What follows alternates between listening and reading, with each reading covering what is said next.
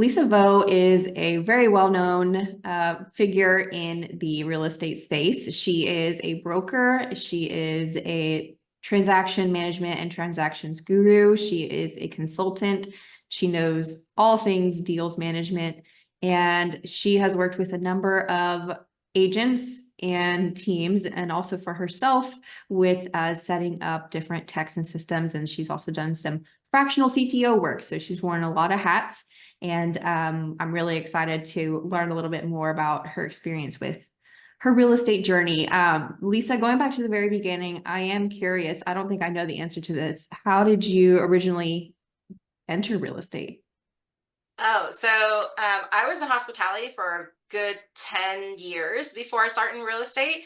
And one of my really good friends, Alex Rosende, top team in Houston, he called me one day because we worked together at Marriott for many years. And we've been really close. And he's like, hey, I have a real estate team. I need an assistant. I need somebody to organize me. And so I had said no to him for a number of years.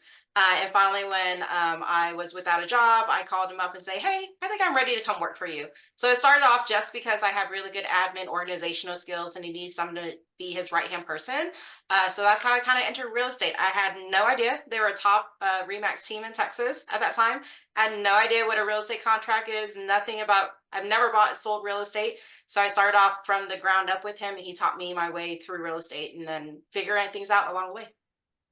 Well, so then how did you transition from assistant to agent and now broker?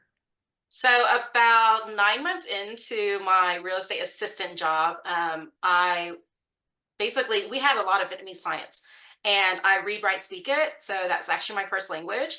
And so he's like, get your license. And that's how I became a real estate agent, just to handle a lot of the files because we needed the translation.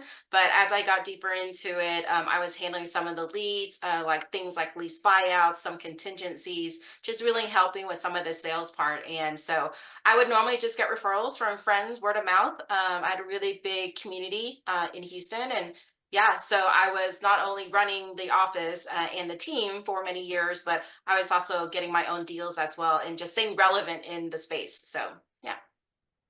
Cool. So was Follow Up Boss your CRM at the beginning, or how did you find Follow Up Boss? What did you use previously?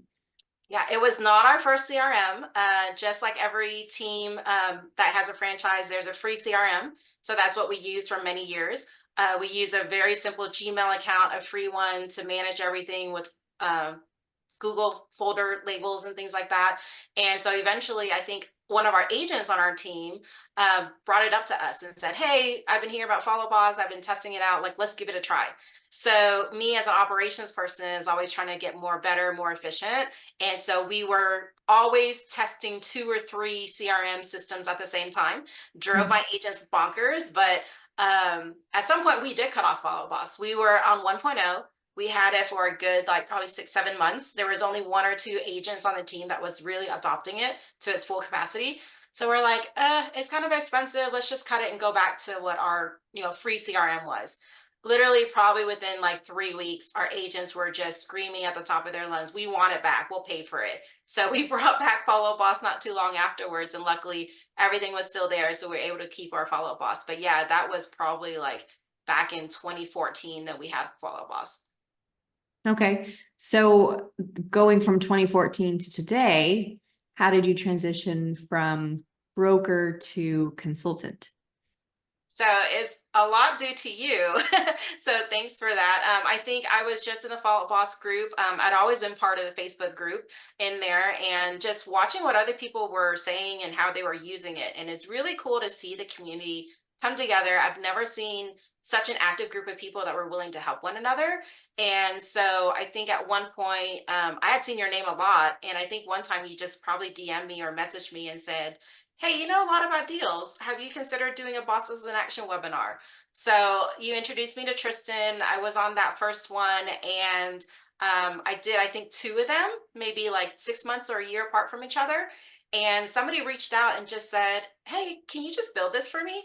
And I was like, oh, sure. Yeah. I don't know what I would charge. I didn't even know that this was a thing. I think I was on maternity leave at that time, so I wasn't really working and trying to figure out what my next thing would be. So yeah, it just turned into like one person asks, another person asks.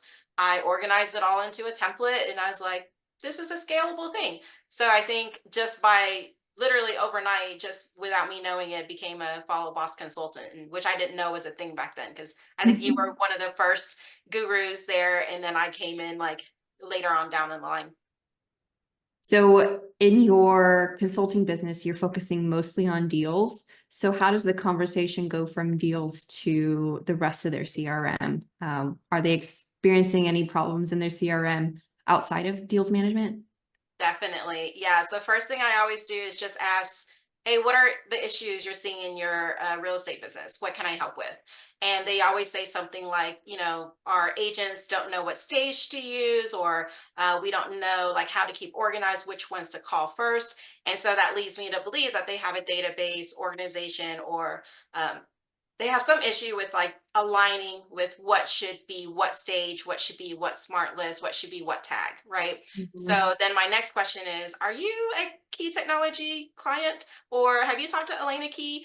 And if the answer is no, then I'm like, okay, let me make an introduction. You need to talk to Elena because you got to organize your leads, right? That's why we have Follow Boss. That's where we started. That's the first line of introduction to the client.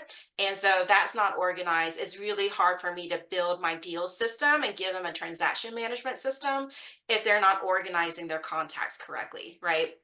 So now, most of the time, they are a Key Technology client, so that makes it much easier. So then, when they add mine on as an additional feature, we use the same stages, we use the same smart list methodology. All the features that Follow Boss uses to organize their system, we align very well. I think our two consulting companies, so it's a very easy transition. So it makes my life easier as a consultant if they're one of your clients. Well, I appreciate you sharing that. So in your perspective, from your perspective, working with these clients, what does the setup entail from KTS in their follow boss accounts?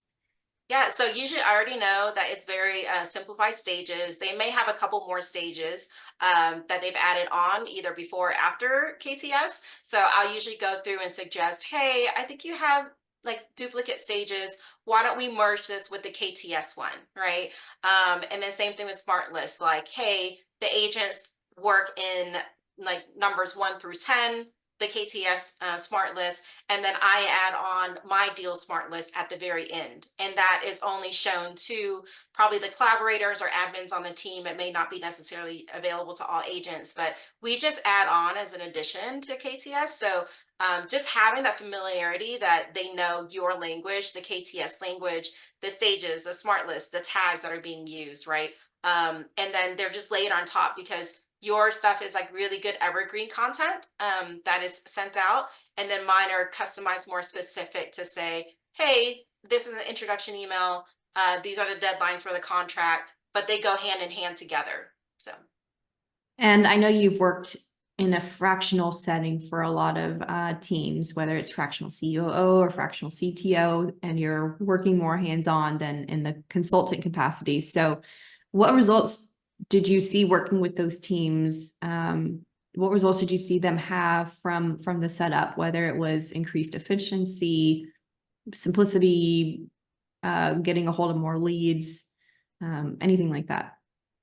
yeah, it's really messy in the beginning because they have so many stages. And I see this a lot when it's like a Zillow Flex team that adds on KTS and also my deals, right? Because they're like, what do I do? Do I use the simplified stages that Lisa and Elena talk about, or do I stick with the Zillow Flex, right?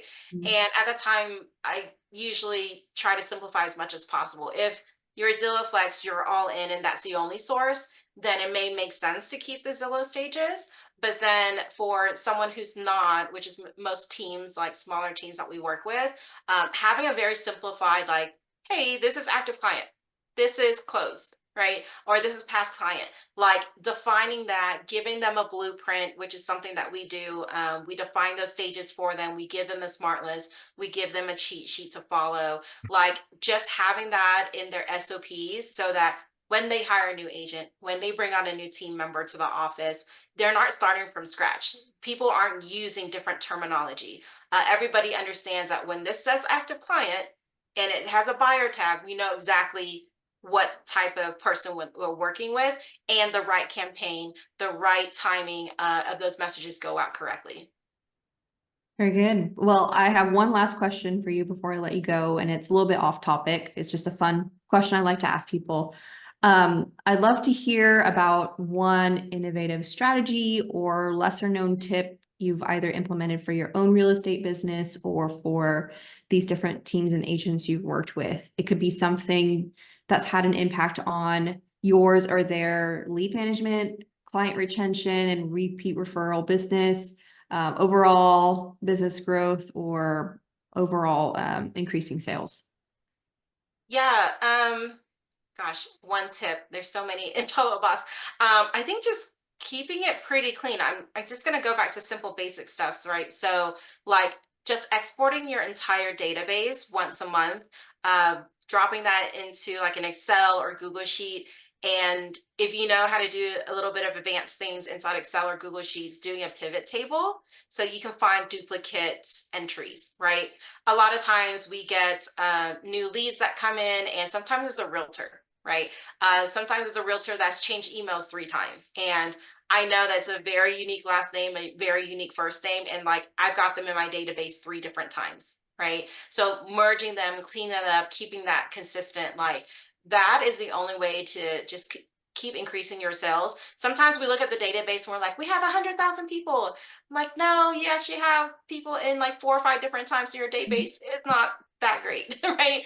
It needs to be organized a little bit. So starting with a simple cleanup, it's a very like tedious remedial job, but like it's really, really necessary to keep that clean. So if you're not dedicating your own time or hiring somebody even once a month to do it, whether it's consultant, a Fiverr person, like just those small little tidbits of being organized, it's like the difference between having a manila folder with like 100 different files and you don't know how to organize them or what to start with. It's almost the same thing as well. Having a clean database, the right messaging, like your system, KTS will just work much better if you have a clean database. And so I can't harp on that enough.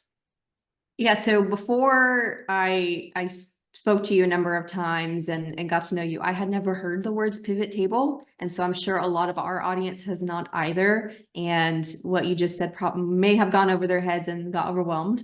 So if someone says, okay, it sounds like it's important, so I keep my database clean, but I don't know where to start. Like, okay, I find someone on Fiverr, but how do I tell them what they need to do? So is that something you have a course on, or you teach on, or that you even provide help with?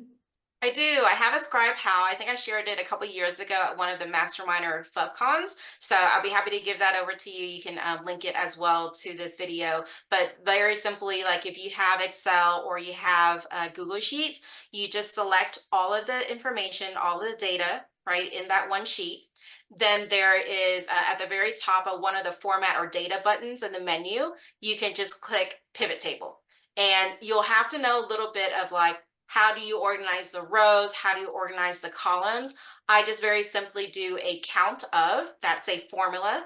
And if the count is more than 2, I know I have a duplicate in there. So then I just open up that duplicate. Hey, what are the 2 that I'm looking at in my Google Sheet or my Excel?